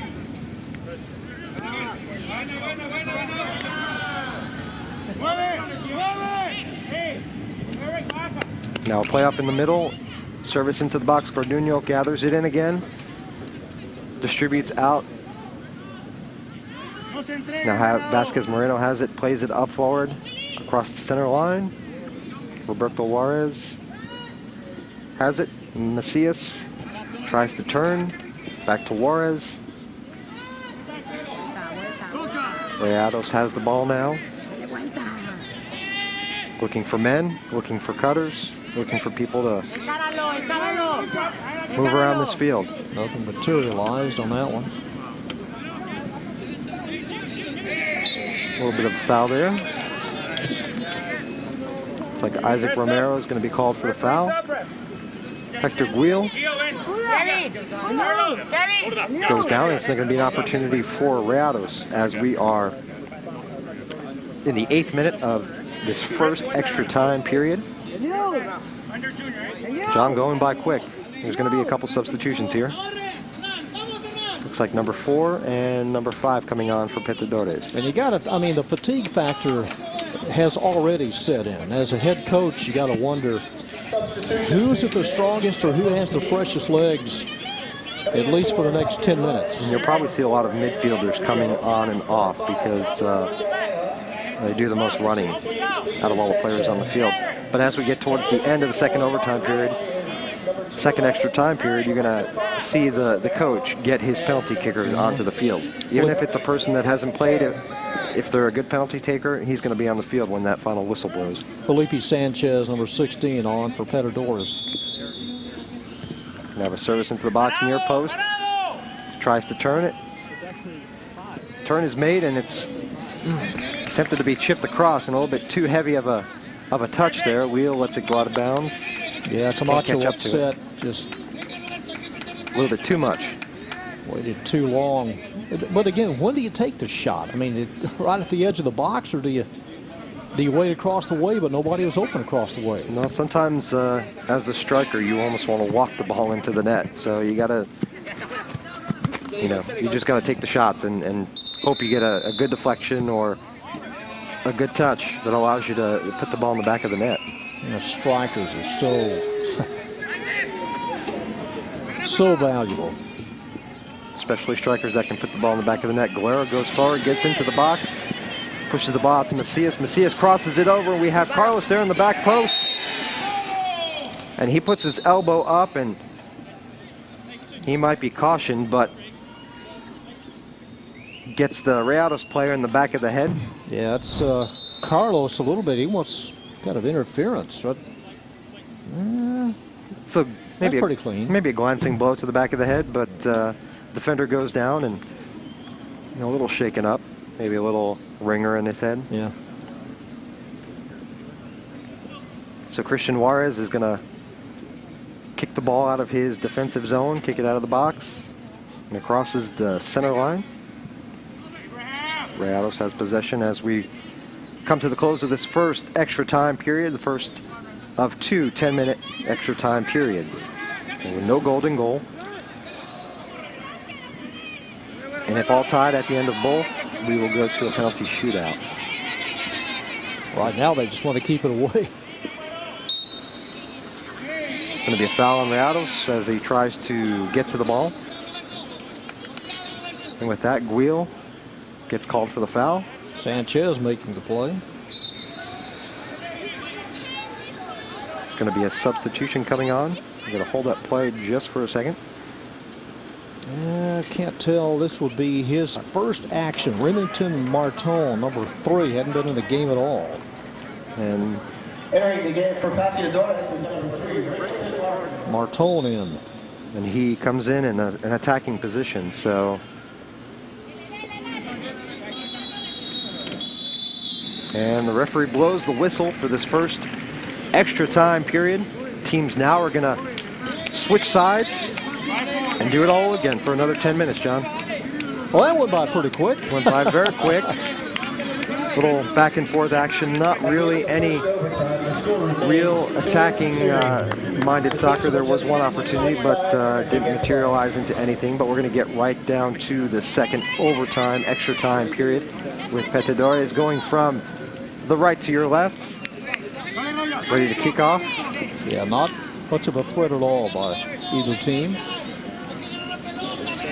See fans of both teams, parents, fans, family in the crowd here at the Cotton Bowl in Dallas, Texas. That may be it for the sun.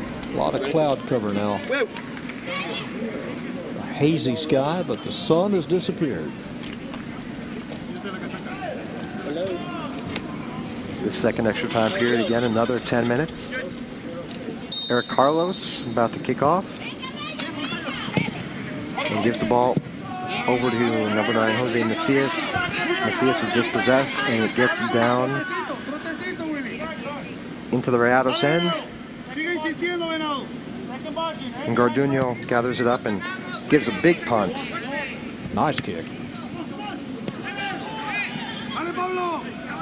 Okay, Carlos has it, he's dispossessed. Rayados gain possession of the ball. Number 218, Carlos Acosta has it. Gives a little chip into the box, and Garduño comes off his line and gathers the ball in at the top of the box. You'll see another big punt here. Looks to get it out to Marton.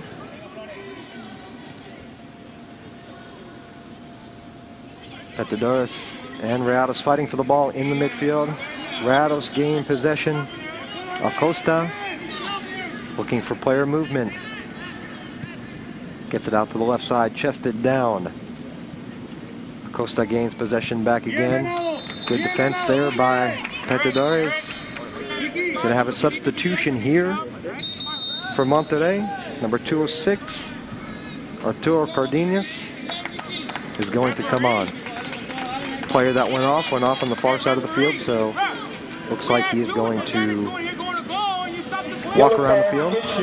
Looks like they're trying to get Leal, who scored the game's first goal. Eden Leal, number 156 for Rayados. I wouldn't be surprised if they would try to maybe get it to him, who scored the game's first goal. You know, early on he was a guy that they targeted, but has been fairly quiet in the second half, along with a lot of the other Monterrey players. Yes, he has. So Pateadores running on, gathering the ball. Chris Lopez gets the ball pushed out. It's going to be a throw-in for Pateadores.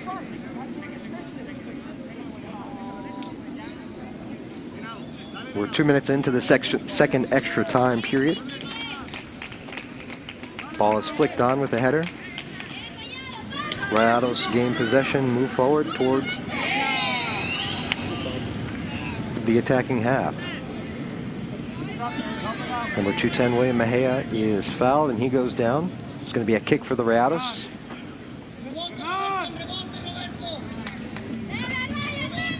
This is the under-14 championship of Dr. Pepper Dallas Cup 34. All tied 2-2 in the second period of extra time. Shot is going to go onto frame.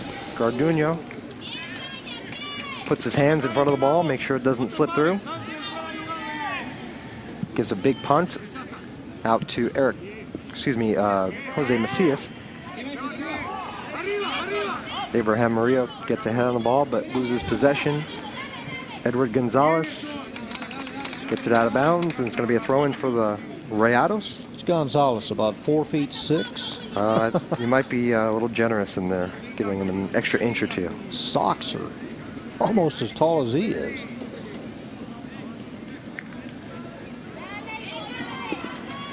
Alex Cruz throws it in. Ball is blocked, but served into the box again. Looks like a missed trap there, and Pateadores is lucky to get it out. Gets it out to the midfield where there's a number of Rayados players. They just boot it back into the offensive zone, trying to reach anybody, but now it's kicked out by Marton, and it's going to end up being a throw-in for Rayados. That does. It took a lot of time off the clock.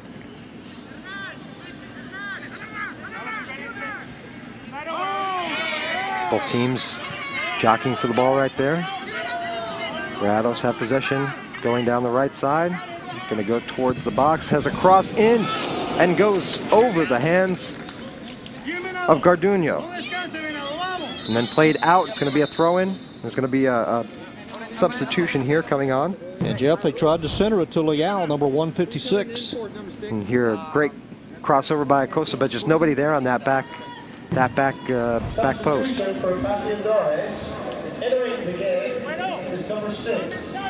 Isaac Romero in the game.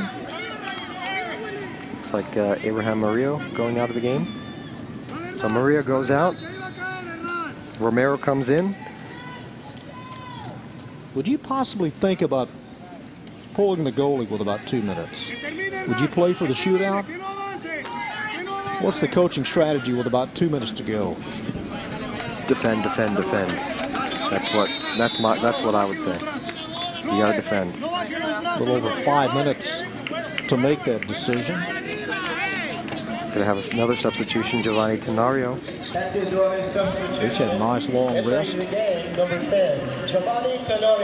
Coming out is Edward Gonzalez. So Pateadores going a little bit thinner on defense there. Now only have 3 guys in the back.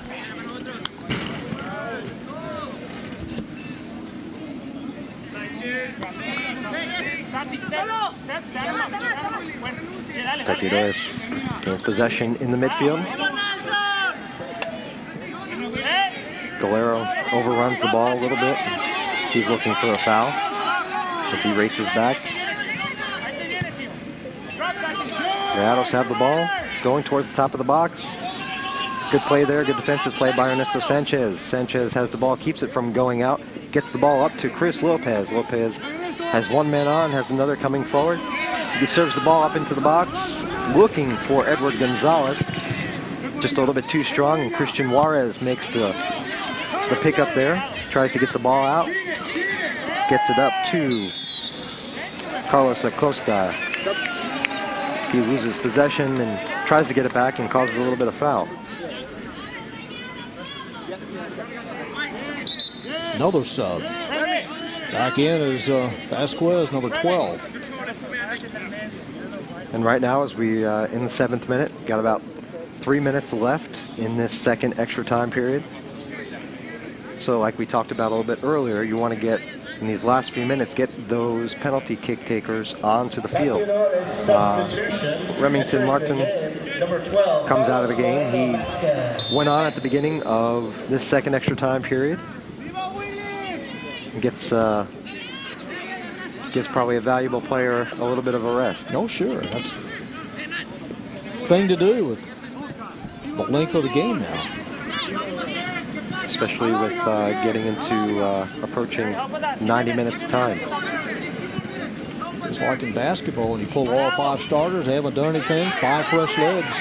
Rayados plays the ball through. It gets in. Garduno makes a great foot save. Almost looked like a hockey goalie there. Right below the knee. Great chance there. But there's a little bit of a lapse in defense there by Pateadores. Allows the ball to play through. We're going to see here a nice ball slotted through. And a great save by Garduno. Wasn't really a good opportunity, good shot on goal there, because he went straight at the keeper instead of doing something a little different, like going to fake out the keeper. So we're in the last minute and a half of this extra time period. We're in the midfield with Pateadores having control. That last opportunity was really the first one of this extra time period that caused a little consternation. Well, they may have had one. Rayados has control of the ball, making it way up the right flank. Look to play the ball in the middle. Good defensive play there. Pateadores has control now. Macias is jostled around. He's gonna get awarded a kick. A little foul on Rayados. Pateadores, last minute of this extra time. Murillo set to come on, or is he? We're gonna have two. We're gonna have Murillo and Marcelo Aguirre. So Aguirre, an earlier goal scorer, with a heck of a shot in the first half. Made it 2-1 at that point. Trying to get the ball up. And the ball is shot by Vasquez Moreno. And he just kind of was able to go into the box, to the top of the box, and get a shot on goal. It was wide, though. At least he got something on it. Got about 10 seconds left in this extra time period. There was no extra time in that first extra time period, and I doubt there's going to be much, if any, for this second. So from here, we should go to a penalty kick shootout, unless something happens in this few seconds that exist. Got to be right now. The fourth official has indicated that there will be 1 minute. It's going to be 1 minute of extra time, indicated by the fourth official on the sideline. Ball goes out of bounds. It's going to be a throw-in by Pateadores. Well, what can you do in 60 seconds if you're Pateadores? Well, just kind of keep playing how you've been playing. Just make sure that Rayados doesn't get a run and score a fluke goal. That's the last thing that we need. When you're this close, ball gets sent forward by Rayados. It gets headed out by Sanchez. Sanchez is going to keep it inbounds. No, it kicks it out of bounds. Rayados should be the last attempt.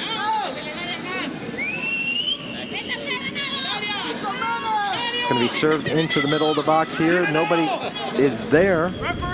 Rayados player was running onto it, but he's a little bit behind the play. Outnumbered 3-1. Probably look for the referee to blow his whistle just about any second now. And have a big throw here.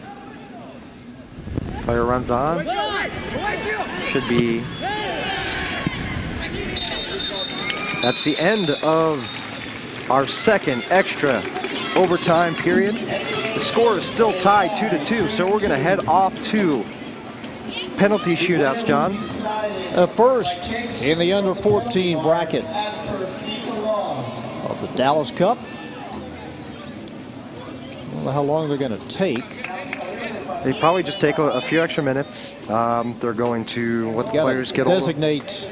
You're going to have 5 players. What they'll have is they'll designate 5 players apiece.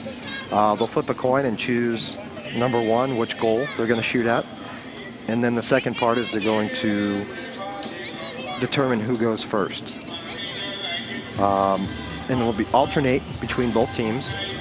Whoever kicks first, the other team will kick second, and then back and forth.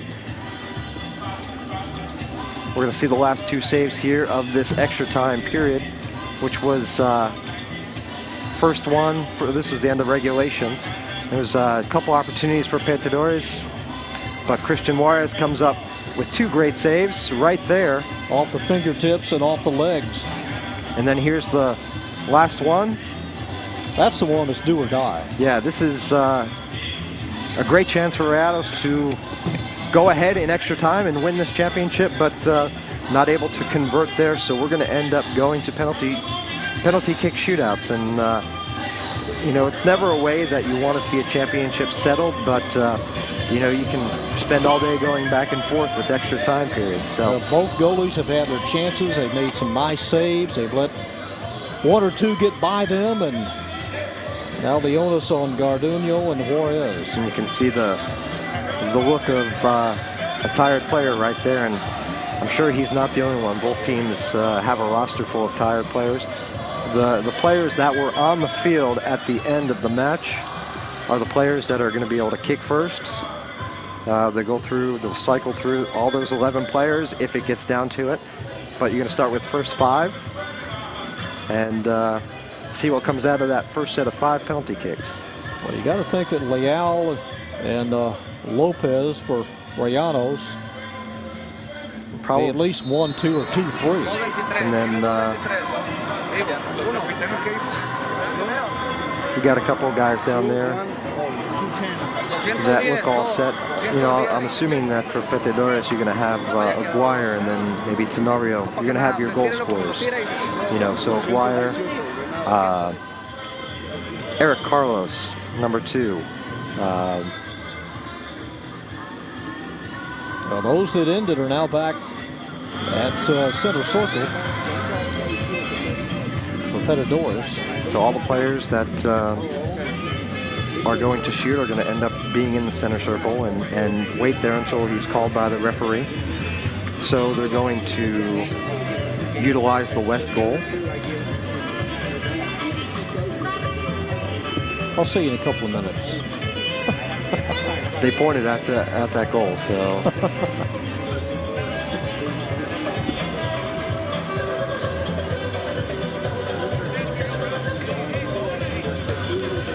So out of these 2 teams, it's just you never know who's going to come out ahead. Well, the officials, you know, they're making darn sure that everything is supposed to go like it should. They got their scorecards out. And as a team, you can only say so much. I mean, it's just, it's up to the goalie. I mean, you can rally around the goalie and only do so much here. Garduño is set. He's at the south end. So he's making his way towards the goal. He'll be tested first. Rayados are going to have the first opportunity for a kick. And stepping up first looks to be Edson Torres, number 223. He's walking towards the referee and towards the penalty area. Garduño asking for some divine help here. A little meditation.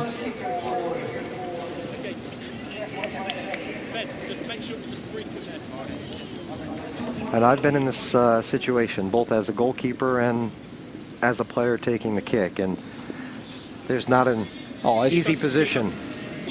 Was about 15 yards out? 13 yards out. Okay. Ben, anything just pause.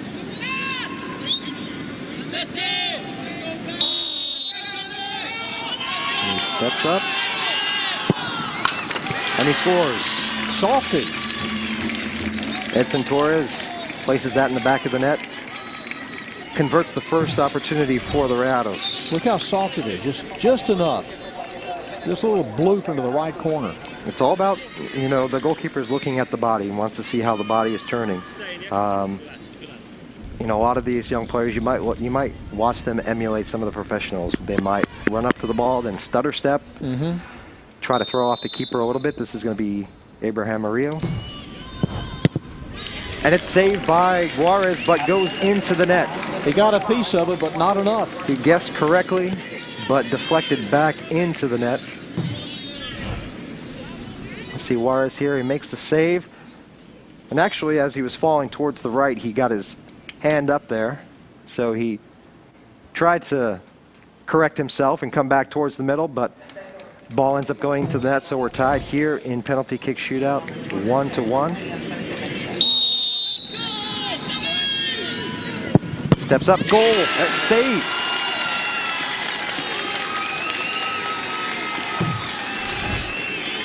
Well, there's the first save. Garduño.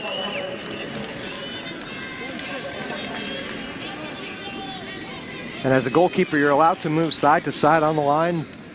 Not forward, not backwards, but stay on that line. Mejia took it. This looks to be Felipe Sanchez.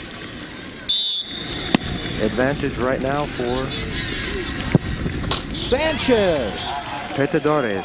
Flores thought maybe it was going to go to the left. Sanchez goes the other way. Went to his right. 2-1. You see Sanchez there, he opened his hips up just a little bit, looking like he was going to go to the right, and pulls the ball to the left. So now advantage Pateadores. Garduño, who made a save in the last kick, gets set for another. Number 218, Carlos Acosta, goes right down the center of the goal. Just out of his reach. Just out of... Went right down the middle. Yeah. Little hesitation on part of Garduño. The score.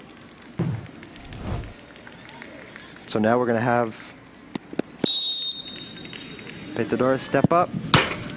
Buries it into the back of the net. Well, that was easy. That one went high.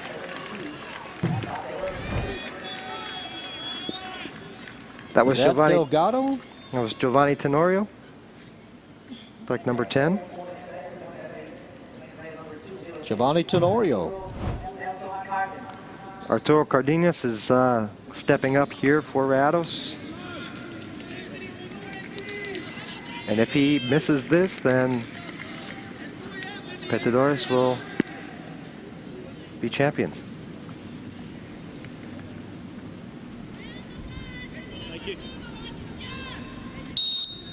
Arturo Cardenas. Steps up and buries it. He went power. Cardenas goes power, goes upper 90. Top of the net and straight down. Brilliantly placed penalty kick. Opened up his foot just a little bit, and now for Pateadores, Marcelo Aguirre. Tied at 3, a chance to take a 4-3 lead. And he buries it. Advantage still remains with Pateadores. A miss here and it's over. Very well struck kick by Aguirre. He saw Juarez leaning towards the left. And Jeff is going to be Leal, number 156. And Leal needing to make this.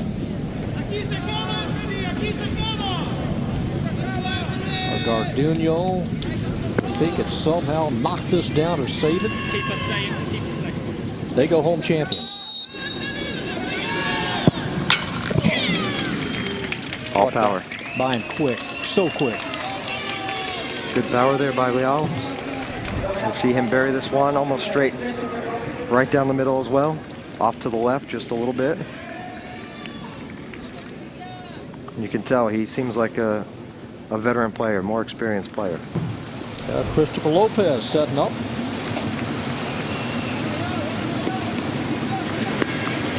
sliding kick here. And it's in. Lopez, number 11, Christopher Lopez has given Pateadores the 14 and under championship. Cool, calm, and collected, wasn't he? Jeffy just stepped up. He's incredibly cool, incredibly calm, and they can collect the trophy now. Coming down from a 2-0 deficit in the first half, gets 2 goals in the second. Work their way through extra time and end up winning this championship in penalty kick shootouts, 5-4. And so the trophy goes to Southern California. So we finished this game up, and I don't think it was the result that a lot of people here at the stadium were looking for after that first half. But certainly not down 2-0, came back and tied it up. And SoCal comes away winning the first 2 championships on this Saturday. And you know, we're going to see the last penalty kick here. As you say, cool, calm, and collected. Lopez buries it. About middle right side. And that's a championship for Pateadores.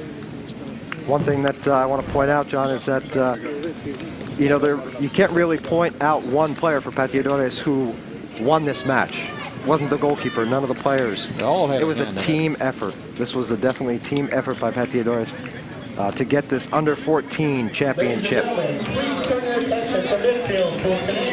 Definitely a quality match, John. We've seen definitely a lot of quality play so far today on Championship Saturday. It's been a Dr. Pepper Dallas Cup 34 on Time Warner Cable Sports Channel. I'm Jeff Tracy, and John Nelson is with me here, and they're about to award the trophies down at the field level, and kids celebrating and enjoying this victory here for Pateadores. Took a little extra time, but Pateadores, your champions, 14 and under.